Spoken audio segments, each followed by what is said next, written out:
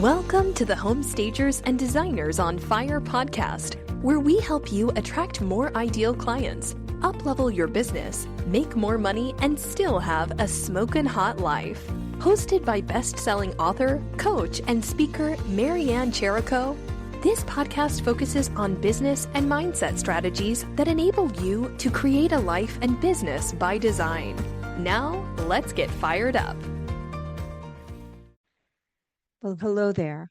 I am beyond excited about delivering this podcast episode to you. I want to talk to you about building goals a little bit differently than the way that you've learned about building goals and making sure that you're achieving your goals. I want to talk to you about it a little bit differently because I want to go deeper. And the title of this podcast is going to be called The Identity Upgrade Behind Big Bodacious Goals.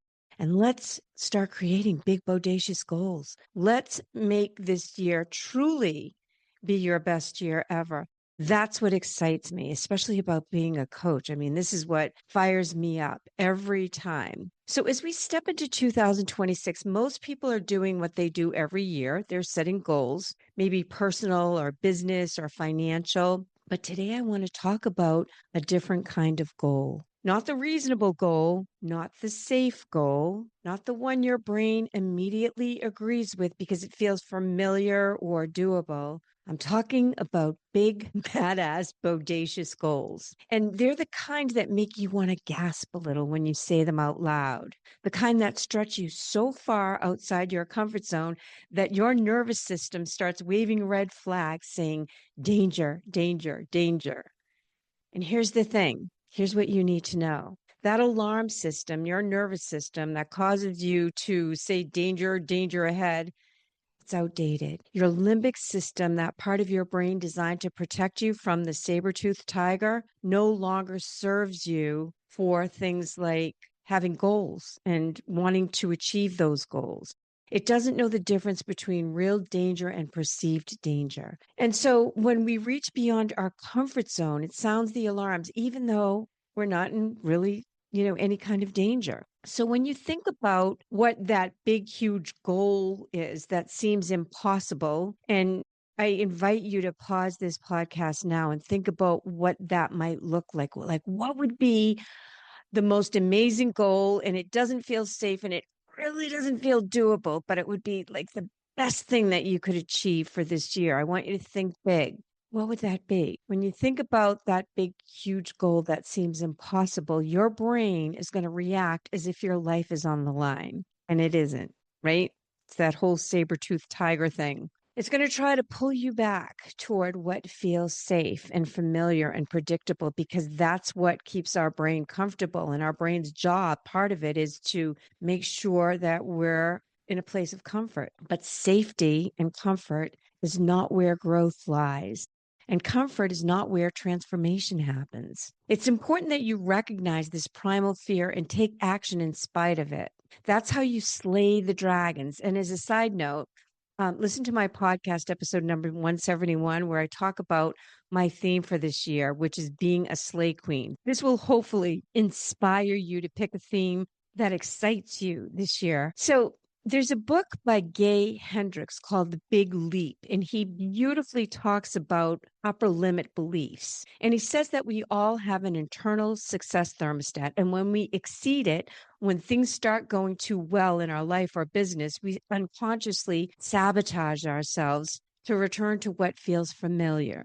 This is human, right? This is normal. It's not that you're in any way less than. This is how we are wired. And some of the common signs of this sabotage might show up like over worrying about what others think or obsessing over things that you can't control, like the market or a competition or what the competition is pricing, or blaming circumstances for you not taking action to achieve your goals, or imposter syndrome. I've talked about that at length on this podcast. Feeling as though you're not worthy. This is something that I find is epidemic within women, or even some people, he says, get sick right when momentum starts to build up because they unconsciously are sabotaging themselves from reaching that bigger goal that gets them out of their comfort zone. Now, something I always say is that as you grow your business, you must grow as a person. You must grow into the person who stretches into someone who's equipped to run a successful business. So, for those of you who are familiar with the work of Donald Miller, and for those of you who aren't, I recommend that you start following either his podcast or read his book, Story Brand. It's really brilliant and it will help you with your marketing and messaging and the way that you can convey your value. But in his book, he talks about the hero and the villain. And I want to propose that here, I want you to see yourself as the hero of the story. All right.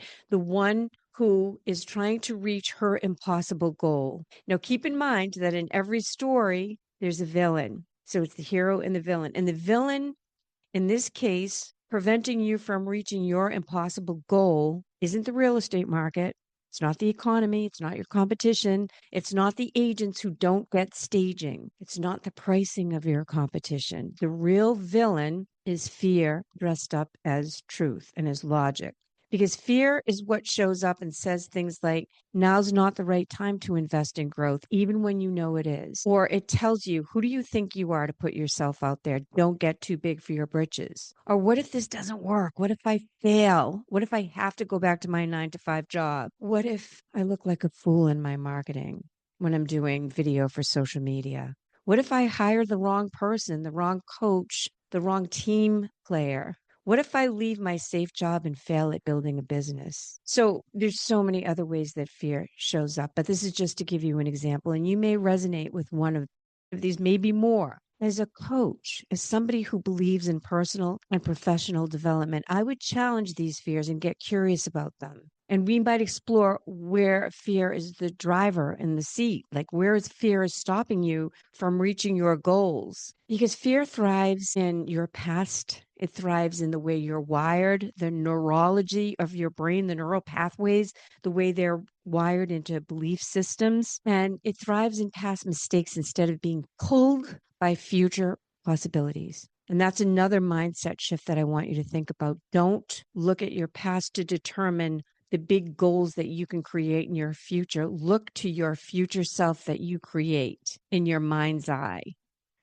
Envisioning who you are from your future self, the one who has achieved your goals, is empowering. And this perspective changes everything because fear is incredibly convincing, but we have to trick the brain, right?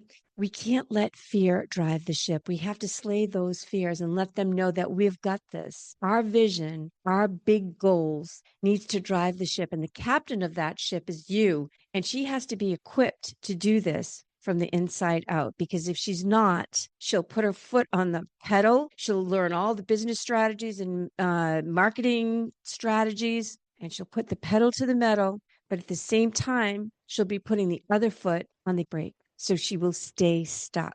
So here's the plot twist. Fear doesn't show up because you're doing something wrong. It shows up because you're doing something important. It shows up because you're reaching outside of your comfort zone to create the life and business that you want. And the bigger the goal, the bigger the fear. Have you heard the saying, the bigger they are, the harder they fall? It's so easy to buy into big fear and accept it as truth, but it's not the truth. I love the acronym. Fear is false evidence appearing real. False evidence appearing real. So why do big goals matter? Well, big, badass, bodacious goals, often called BHAGs or called big, hairy, audacious goals. I don't know why they're hairy. I'll have to look that up, but you may have heard that term. They're powerful because they don't just change the results that you get, they change who you become from the inside out. And this is profound because who you become in the process will empower you for all your future goals. And this will mushroom and ripple and spill into all areas of your life. It will give you the tools that you need to face all the challenges. It will inform you that you can do the hard things, that you are resourceful and capable. And you will see this not by me telling you that, but you'll see it experientially. And that will have the most profound impact on you. These big, big goals expand your confidence. They strengthen your trust in yourself.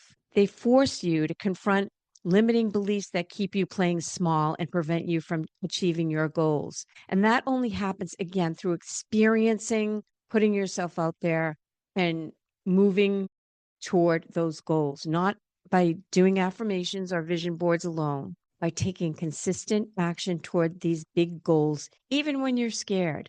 Being scared is part of the game. And by breaking your own glass ceilings. The real gold in this isn't just hitting that goal, it's the journey. The goal is in the identity shift that happens on the way to achieve that goal and becoming the person who can hold that goal. So the quality of your questions help determine your results. Ask yourself some empowering questions like this. And you can pause and, or listen to the replay on Apple, Spotify, it's on YouTube, it's at my website. This episode, you can always listen to the replay, but it would be really smart if you paused this episode and asked yourself some of these questions after you've created your big goal. If your big goal, for instance, is to make $1 million this year, let's say that's your big goal. You want to make 7 figures, and that's a big stretch because right now, let's say you're making 200,000. I want you to ask yourself, how does that version of me, the one that has created that $1 million, how does she think? What does she focus on day to day, week to week, month to month? How is she strategically spending her time each day? What does she say no to? What does she say yes to? What does she need to pour gasoline on in her business? How does she market herself more effectively? How does she react to obstacles or challenges? She would have to react in a different mindset than she is now, right? How does she articulate her value more effectively? That version of you that's created that $1 million.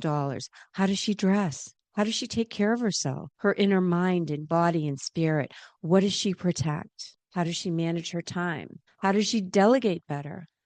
How does she recognize and manage fear? How does she make sure she's working on needle moving activities and either delegating or letting go of the other ones? So you can think of even more empowering questions from that perspective. And then I want you to journal about that. Who is she becoming? Create an identity of who you become as a person who makes $1 million and start now by becoming that person. It's the cart before the horse, right? And start in day-to-day decisions. You want to create the identity before the income. So here's why most people get this backwards. They say, once I make $1 million, then I'll invest in myself. I'll invest in coaching. I'll invest in a warehouse. I'll invest in whatever it is that you need to invest in. Or once I make $1 million, then I'll feel confident. No, you have to decide that you're going to be confident now, even if you're afraid. I want you to act as if you've already achieved that goal and who that person is and how does she show up differently. Transformation doesn't work the other way around. Donald Miller says in every great story, the hero doesn't wait to become powerful after the victory. The hero steps into that new identity before the outcome is guaranteed. There are no guarantees. But I guarantee you, if you're playing at the same identity level that you were playing at to get you to $100,000, that's not going to work to get you to $1 million. All right. So this is where you have to start thinking differently. He says the hero steps through fear and obstacles before he or she becomes a hero. So if your goal, again, is to make $1 million, the real work starts by creating the identity of the person who has already done it. Here's some more questions. Ask yourself, who do I become as a business owner who has made $1 million? How do I think? How do I make decisions when things feel uncomfortable? What do I no longer tolerate? What do I prioritize, even when it's inconvenient? Where will I be willing to do the hard stuff? Where will I embrace the hard stuff? This version of you doesn't wait for confidence to act. She acts and confidence follows. Identity is not created in big, dramatic moments. There's no silver bullets. It's created in small, consistent, ordinary decisions that you make every day. And by making decisions, not waffling, just making decisions that are going to move you forward. A business owner who has made $1 million will raise her prices before she feels ready. She'll have conversations that she used to avoid. She'll invest in support instead of trying to do everything alone. She'll invest in coaching and training that she knows she needs. She'll protect her time fiercely. She'll plan. She'll stop proving her worth and start owning it. See that mindset shift? She'll stop proving her worth and start owning it. She'll decide that decisions can't be made from the same place that got her to whatever it was that she was making before. And here's the key. Every time you make a decision as her, you reinforce that identity. Your brain starts to collect evidence. Oh, this is who I am now. I'm getting comfortable with this new me. So let's talk about taking action. Once the new identity is clear, the action plan becomes much simpler. It becomes so much simpler because instead of asking, what should I do now? You ask yourself, what would she be doing now? What would she be doing? That person that is making $1 million. This is the new litmus test that you have to use as a gauge. It's a higher version of you that's in charge now. And that leads you directly to needle moving activities.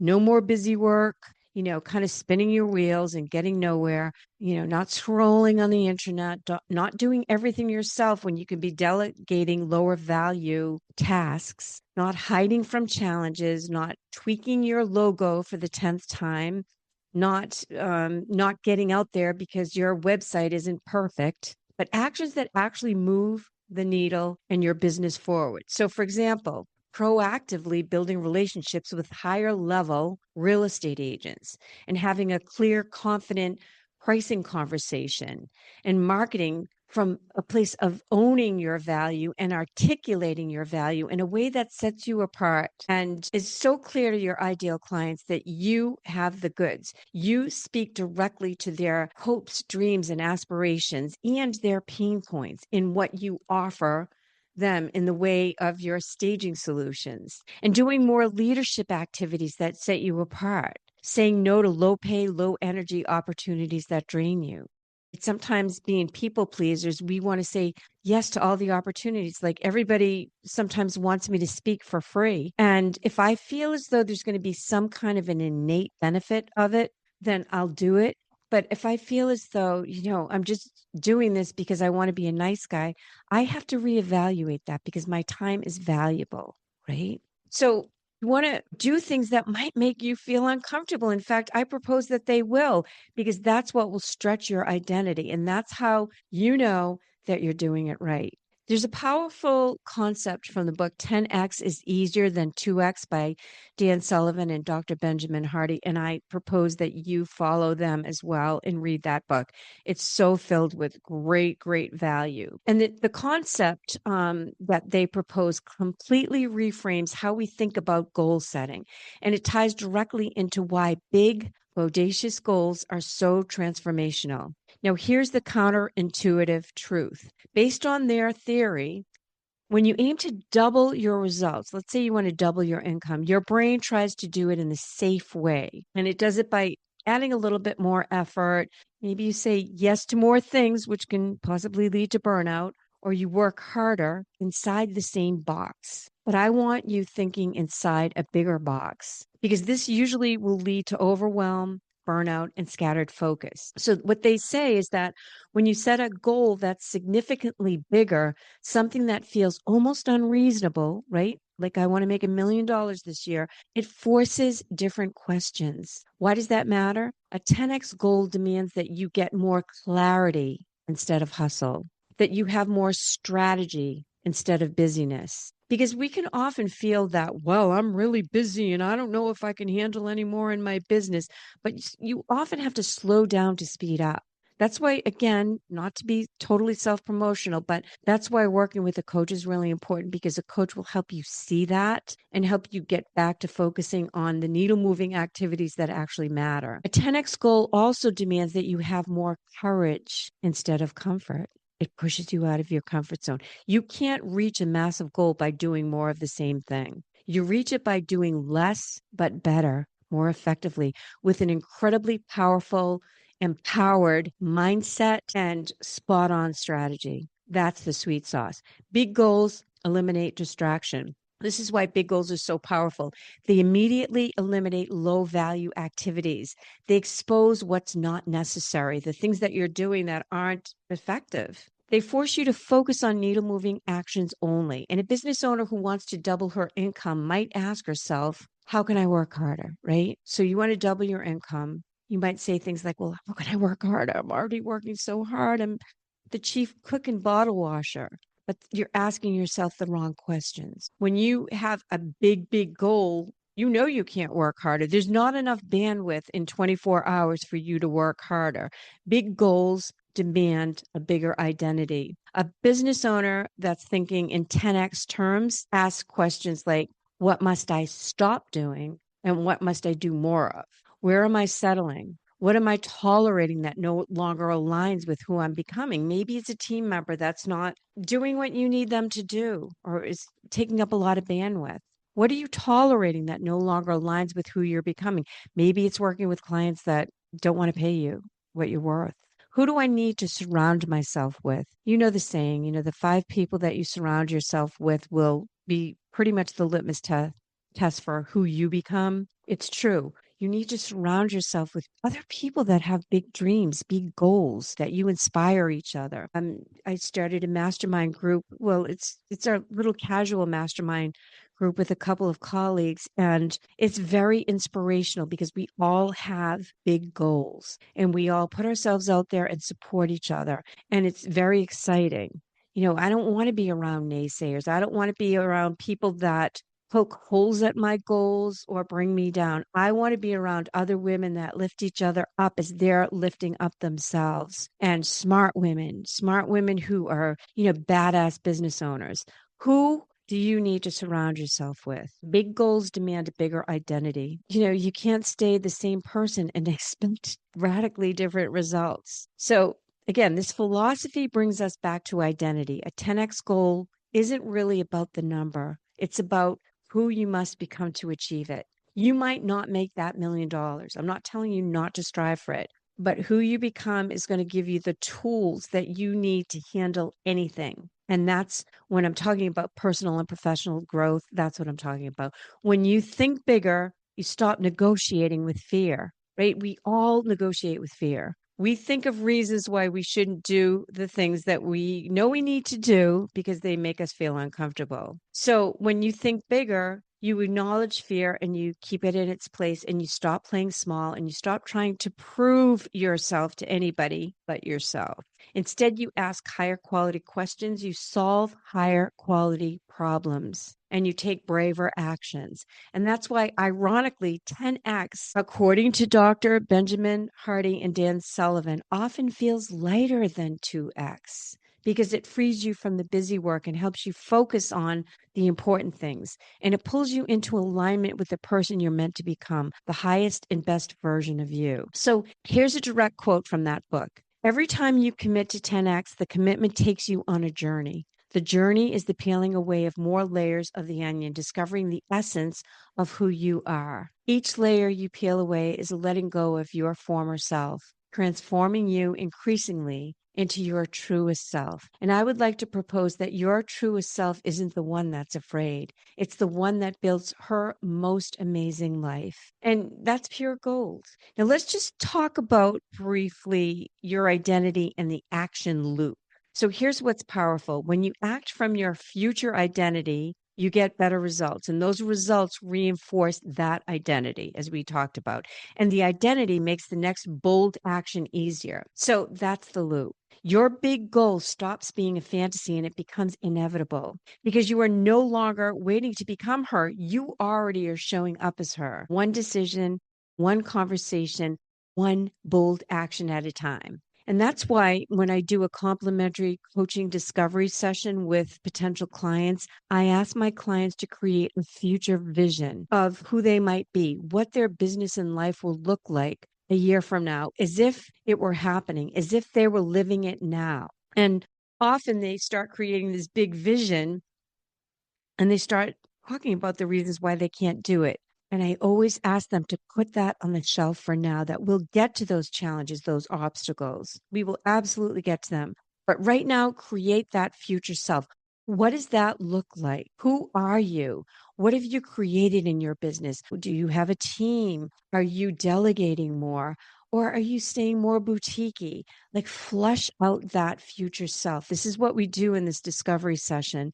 And then after you've fleshed out that beautiful vision of who you become and how it affects your life profoundly, we talk about what the obstacles are. And sometimes people say they're outer obstacles, like, everybody in my area is charging less and I can't be profitable. But most often it's those inner obstacles that they're not even always aware of, those limiting beliefs. So I'd like to propose that as you lean into your big goals, act from that place now and look at them through the lens of your future self. Your past, remember this, does not get to decide your future. I want you to pull yourself forward by who you're becoming and don't be held hostage to who you've been.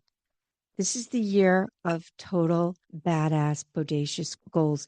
You have an opportunity to grow into the next best version of you. Now, let me quickly talk about the truth about commitment briefly, because most people want the results, but they aren't willing to do what they have to do to get them. They don't like the process. You got to do the process. You got to do the hard stuff, right? So I'll ask on my Fire Up Your Home Staging Business Discovery calls, on a scale of 1 to 10, how committed are you to achieving your goals? I will tell you what my ideal clients say. They say anything over 10.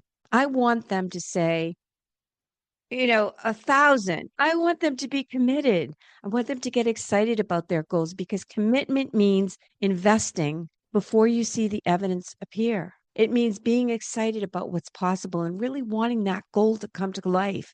And sometimes you do, I will say, need coaching around that, because sometimes I think people are afraid of saying that they really want to create that big goal because the saboteurs start telling them why they can't do, be, or have it. So sometimes you need coaching around that.